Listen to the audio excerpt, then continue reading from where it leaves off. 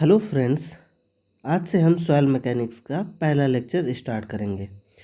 जैसा कि हमने प्रीवियस सेशन में सॉइल मैकेनिक्स के सिलेबस को डिस्कस किया था और उसमें सॉइल मैकेनिक्स के सिलेबस को हम लोगों ने 6 पार्ट्स में डिवाइड किया था, जिसमें से आज से हम थीम 1 स्टार्ट करेंगे। थीम 1 में हम लोग सॉइल के ओरिजिन को पढ़ेंगे, सॉइल के फेज डायग्राम को पढ़ेंगे और कुछ इम्पॉर्टेंट डेफिनेशंस के बारे में पढ़ेंगे, जैसे कि void ratio, porosity, degree of saturation, water content and etcetera etcetera. कुछ इंटर रिलेशनशिप के बारे में भी पढ़ेंगे। इन सारे जो सॉइल के पैरामीटर्स हैं, वॉइड रेशियो पोरोसिटी का क्या रिलेशनशिप है उसके साथ, वॉइड रेशियो का डिग्री ऑफ सैचुरेशन के साथ क्या रिलेशनशिप है, ऐसे ही बहुत सारे रिलेशनशिप और बहुत सारे फॉर्मूले हम लोग पढ़ेंगे। एसएससी जेई के लिए ये थीम बहुत ही इम्पोर्टेंट है। मोस्ट ऑफ द क्वेश्चन इसी थीम से आते हैं।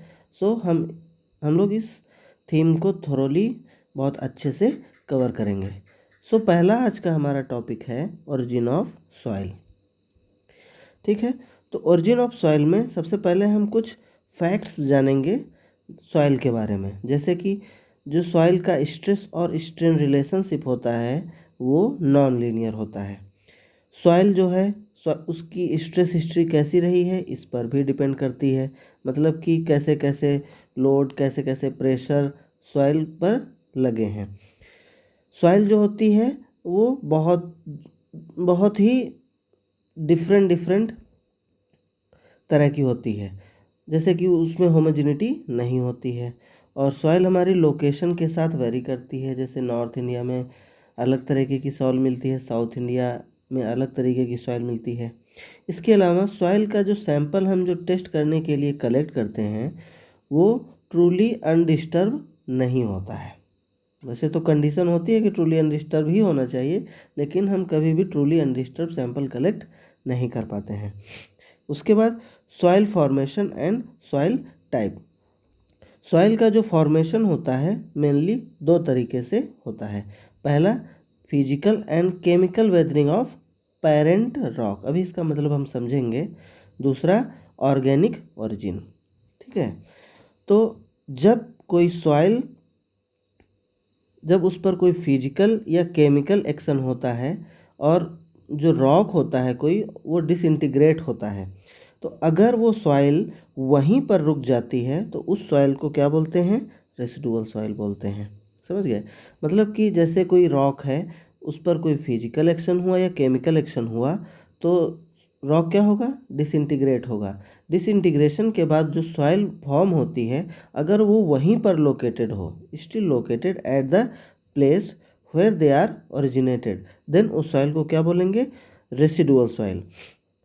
नेक्स्ट क्या होगा? अगर वो जो सॉइल है जो फिजिकल और केमिकल वेदरिंग के कारण जो है वो जनरेट हुई है, बनी है, ठीक है, और बनी है, तो अगर वो ट्रांसपोर्ट हो जाती है एक प्लेस से दूसरे प्लेस पर, मतलब जहाँ पर ओरिजिन हुई उस प्लेस से दूसरे प्लेस पर अगर वो ट्रांसपोर्ट हो जाती है तो उस सॉइल को ट्रांसपोर्टेड सॉइल बोला जाता है। ये एग्ज़ाम में पूछा नहीं जाएगा, ये जानना इसलिए ज़रूरी है क्योंकि ये टर्म्स जो हैं वो पूरी सॉइल मैकेनिक्स में कहीं ना कहीं बार बार यूज़ होंगे। सो हमें मालूम होना चाहिए कि रेसिडुअल सॉइल क्या होती है और ट्रांसपोर्टेड सॉइल क्या होती है। रेसिडुअल सॉइल एक बार फिर से समझ लेते हैं कि जब कोई रॉक होता है, अगर जब उस पर कोई फिजिकल और केमिकल वेदरिंग होती है, उसके बाद जो सॉइल फॉर्म होती है, और अगर वो सॉइल वहीं पर रुक जाए जहाँ पर जनरेट हुई है तो उसको रेसिडुअल सॉइल बोलेंगे। और अगर किसी एक्सटर्नल एजेंट के थ्रू, जैसे कि विंड हो गई, वाटर हो गया, उसके थ्रू अगर सॉइल एक प्लेस से दूसरे प्लेस पर ट्रांसपोर्ट हो जाए तो उसको ट्रांसपोर्टेड सॉइल बोलेंगे। वैसे तो ये टर्म से ही पता चल जाएगा कि वो किसी एक प्लेस से दूसरे प्लेस पर ट्रांसपोर्ट हो रही है, तो वो ट्रांसपोर्टेड सॉइल कहलाएगी। इसी ट्रांसपोर्टेड सॉइल को फर्दर हम लोग क्लासिफाई करते हैं वेरियस पार्ट्स में, जैसे कि alluvial deposit, lacustrine deposit, marine deposit, aeolian deposit and glacial deposit. अब जो एलुवियल डिपॉजिट होता है वो फॉर्म होता है रनिंग वाटर से। किसे फॉर्म होता है? रनिंग वाटर से। इसको याद कर लीजिए, क्वेश्चन यहाँ से आएगा, ऊपर से क्वेश्चन भले ना है, वो तो थीम जनरेट हो रही थी, एक बेस बन रहा था, लेकिन क्वेश्चन जो है वो यहाँ से पूछा जाएगा। ठीक उसी तरीके जो लैगस्टाइन डिपॉजिट होता है वो होता है स्टिल वाटर की वजह से। जैसे कि कोई फ्रेश वाटर लेक है तो वहाँ पर जो डिपॉजिट होंगे उनको बोलेंगे लैगस्टाइन डिपॉजिट बोलेंगे। ठीक है, इसके बाद जो है मरीन डिपॉजिट्स, इसको तो नाम से ही मरीन वर्ड से ही पता चल रहा है कि ये सी वाटर से होता है, ट्रांसपोर्टेड बाय सी वाटर। ये बहुत इंपॉर्टेंट है, एओलियन डिपॉजिट। बहुत बार इसको एग्जाम में पूछा गया है। आप जब भी कभी क्वेश्चन को सॉल्व करेंगे तो वहाँ पर आपको एओलियन डिपॉजिट, अगर इस टॉपिक से क्वेश्चन आया है तो वहाँ पर ये टर्म आपको देखने को मिलेगा ही मिलेगा। तो एओलियन डिपॉजिट जो होते हैं वो किससे फॉर्म होते हैं? विंड के थ्रू। ध्यान रखिए इस टर्म को, विंड के थ्रू एओलियन डिपॉजिट फॉर्म होते हैं। नेक्स्ट हमारा है ग्लेशियल। ये भी टर्म से ही हम लोग समझ सकते हैं कि ये आइस के थ्रू फॉर्म होते हैं। तो याद रखने वाले कौन कौन से हैं टर्म हमारे? Alluvial deposit, lacustrine deposit, aeolian deposit. इन 3 टर्म्स को याद रखिए। एलुवियल डिपॉजिट कैसे फॉर्म होते हैं? रनिंग वाटर के थ्रू, यानी कि उसके बाद लैकस्ट्राइन डिपॉजिट हमारे स्टिल वाटर जैसे कि फ्रेश वाटर लेक है उससे फॉर्म होते हैं। एओलियन डिपॉजिट हमारे फॉर्म होते हैं विंड के थ्रू। इसके अलावा हम लोग इस चैप्टर में कुछ इम्पॉर्टेंट टर्म्स के बारे में भी जानेंगे जो कहीं कहीं पर यूज़ होते हैं सॉइल मैकेनिक्स में।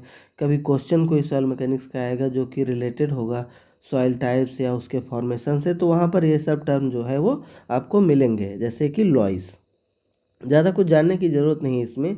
लॉइस क्या होते हैं? लॉइस होते हैं ये लूज डिपॉजिट होते हैं सिल्ट के। ध्यान रखने वाली इसमें बात है कि ये भी जो है विंड ब्लोन के थ्रू डिपॉजिट होते हैं, मतलब हवा जो चलती, क्योंकि ये बहुत ही छोटे सिल्ट, हमारा सिल्ट का साइज़ बहुत ज़्यादा छोटा होता है। तो लोइस हमारे जो डिपॉजिट होते हैं वो विंड ब्लोन के थ्रू होते हैं। ये कहाँ फॉर्म होते हैं? एरिड रीजन में और सेमी एरिड रीजन में फॉर्म होते हैं। इसके बाद नेक्स्ट हमारा टर्म है टफ। टफ क्या होते हैं? ये वॉल्केनिक ऐश होते हैं। ये भी एक तरीके की सॉइल होती है, वो या तो विंड के थ्रू ट्रांसपोर्ट होती है या तो वाटर के थ्रू ट्रांसपोर्ट होती है। नेक्स्ट हमारा टर्म है मार्ल। मार्ल हमारा मरीन ओरिजिन होता है। ज़्यादा कुछ जानने की ज़रूरत नहीं है, जस्ट टर्म्स हैं, ये हमारे यूज होते रहते हैं। सो हम लोग ओरिजिन ऑफ सॉइल में मेनली सॉइल के कुछ फैक्ट्स के बारे में हमने पढ़ा। उसके बाद सॉइल का फॉर्मेशन, सॉइल के टाइप्स के बारे में पढ़ा, जिसमें हमने रेसिडुअल सॉइल क्या होती है उसको जाना, ट्रांसपोर्टेड सॉइल क्या होती है उसको जाना। ट्रांसपोर्टेड सॉइल को फर्दर जो है अलग अलग पार्ट्स में डिवाइड किया, जैसे कि alluvial deposit, lacustrine deposit, marine deposit, aeolian deposit and glacial deposit. ये कैसे फॉर्म होते हैं इनके बारे में भी हमने जाना। बहुत ही इंपॉर्टेंट है, इसको याद कर लीजिए, बिल्कुल बार बार कहीं ना कहीं पूछा जाएगा। कुछ इंपॉर्टेंट टर्म्स के बारे में, जैसे लॉइस क्या होता है, टफ क्या होता है एंड मार्ल क्या होता है, उसके बारे में जाना। चलिए अब एक क्वेश्चन कर लेते हैं। क्वेश्चन क्या है? मैचिंग करनी है हम लोगों को लिस्ट 1 और लिस्ट 2 को। ठीक है, तो अभी याद होगा आप लोगों को लैकस्टाइन डिपॉजिट, एलुवियल डिपॉजिट वही टर्म्स हैं, aeolian deposit and marine soils कैसे कैसे डिपॉजिट होती हैं। तो मरीन हमारा एलिमिनेट कर सकते हैं या ऐसे ही सिंपली कर सकते हैं इसको कि मरीन सॉइल हमारा, हमें मालूम हो गया कि ये सी से रिलेटेड होगा। तो सी देख लीजिए कहाँ पर लिखा है, सी वाटर। तो हमारा डी का क्या हो जाएगा? 4th हो जाएगा। ठीक है, एओलियन हमने कहा था कि ये किससे रिलेटेड होता है? ये होता है विंड से रिलेटेड। ठीक है, तो हमारा बी का क्या हो जाएगा? बी का हो जाएगा 1। इसके बाद हमारा लैकस्ट्राइन सॉइल कैसे होता है? मतलब लेक में, स्टिल वाटर में, याद करिए स्टिल वाटर में। सो हमारा ए का क्या हो जाएगा?